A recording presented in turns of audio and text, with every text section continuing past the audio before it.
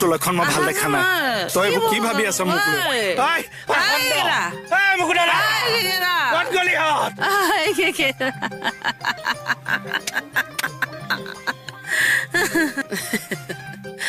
বাকলি থানাত চিগনেল মাৰে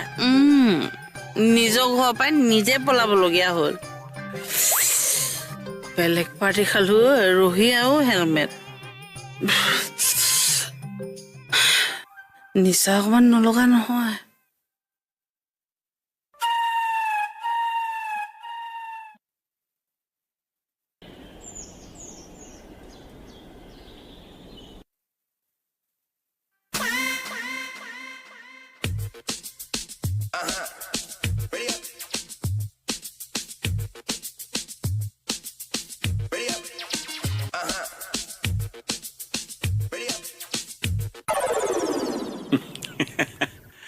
কি চাইছা